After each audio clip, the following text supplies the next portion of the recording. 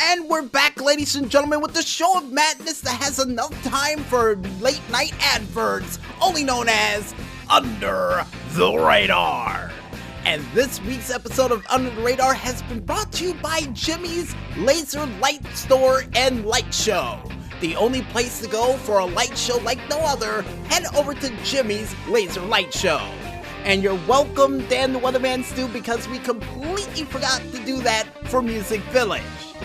But besides adverts we forgot to do for shows, and lasers aside as well, I think it's time for us to check out a couple of screenshots and whatnots from the Twitterverse from this past weekend for another edition of the Four Squared Delight. And the first screenshot that we have up comes from the Twitter page of Tale of Garcia with their game Tale of Garcia. Or Garcia? You know what, we'll go with the second one.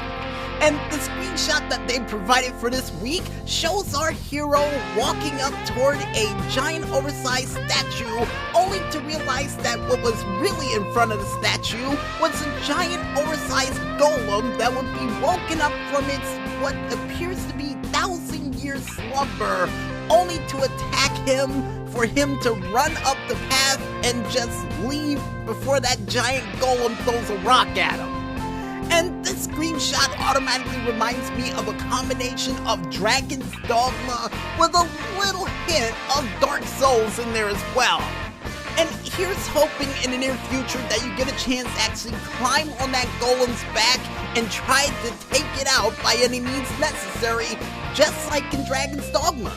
Because I got a feeling attacking you on the ground is not going to be enough. So yeah, a chance to grapple the enemy and take him down to your size would be pretty cool. And the next screenshot that we have up comes from the Twitter page of Fracteed with their said screenshot from the video game Synthwave, or according to what the maestro said, Infinistate. Ooh, even cooler name of the game too.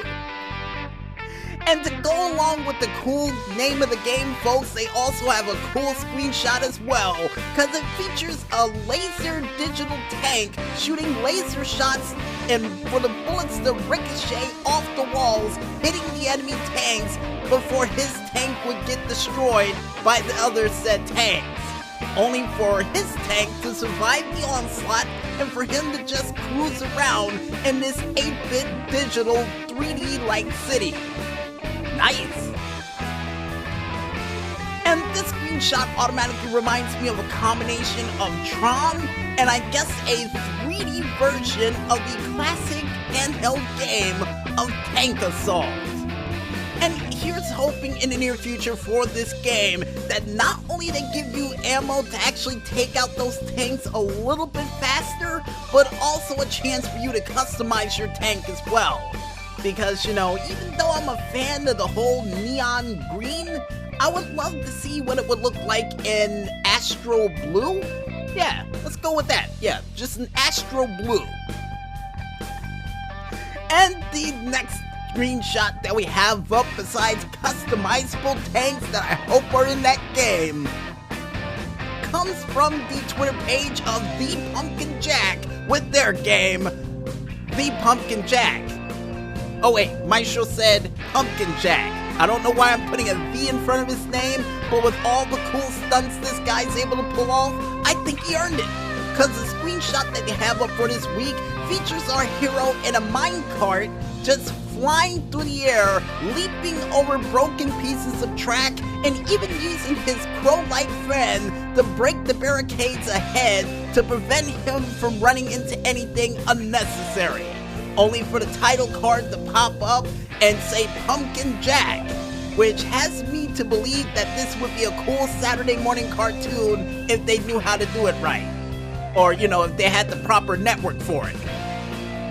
And this screenshot automatically reminds me, and still reminds me, of a Nightmare Before Christmas game that they would probably release in the early 2000s, along with a little hint of, well, since it's in the minecart, that one 3D minecart ride I went on in Virginia that I don't remember the name of.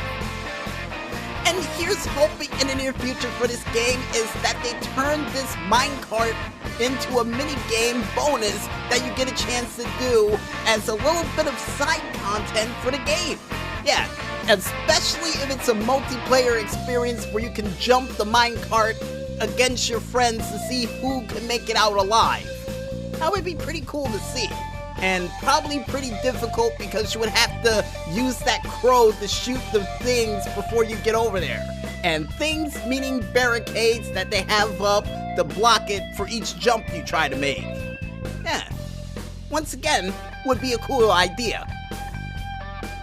And the next screenshot that we have up, besides moments reminding me of Indiana Jones, comes from the Twitter page of Temple Door Games, nice Twitter page name by the way, with their game, Swordcery.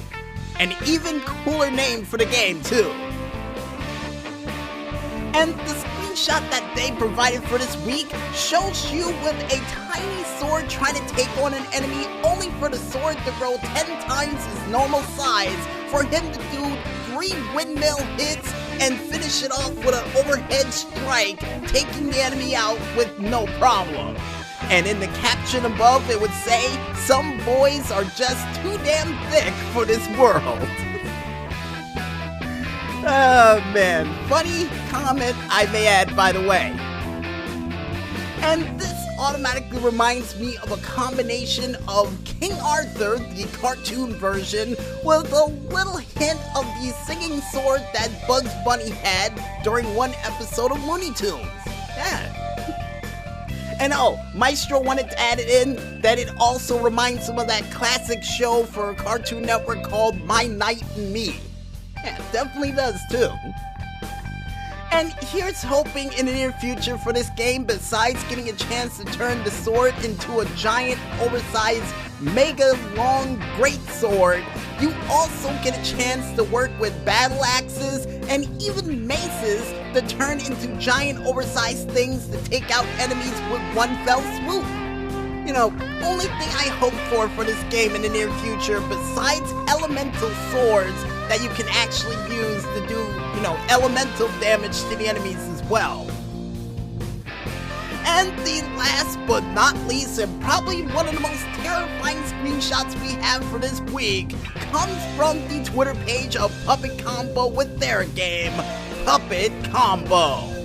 And the screenshot they have for this week that is so terrifying, folks, would feature a guy trying to take on a man in a scuba outfit to try to shoot him in the face, only to get overhead stabbed in the face with a giant oversized harpoon. And would ask the question above, what should I name him? And I would probably name him, yep, just like what Maestro thought the same time I did, Captain Cutler's Ghost from Scooby-Doo. And yeah, here's hoping in the near future for this game. And I can't stop laughing because somebody in the comments below for this screenshot would say the same thing we did, and would even show the glowing yellow Captain Cutler's Ghost at the bottom too. Man, great minds think alike, I'm telling you. And to gain my composure, folks, here's hoping in the near future for this game that they give you something better than that rifle you tried to use to take out Captain Cutler's Ghost, because it did nothing to him. You know, maybe a shotgun. Here's hoping for a shotgun in the near future for this game, so I don't have to get stabbed in the face by Captain Cutler's Ghost. And if you guys want to check out any more cool screenshots and whatnots from the Twitterverse from this past weekend and beyond, you can head on over to the screenshot pages of Oliver Snyder's Octo Curio, Playing Indies, Indie Rhymes, or even Shot_Games, or under the hashtag of Screenshot Saturday.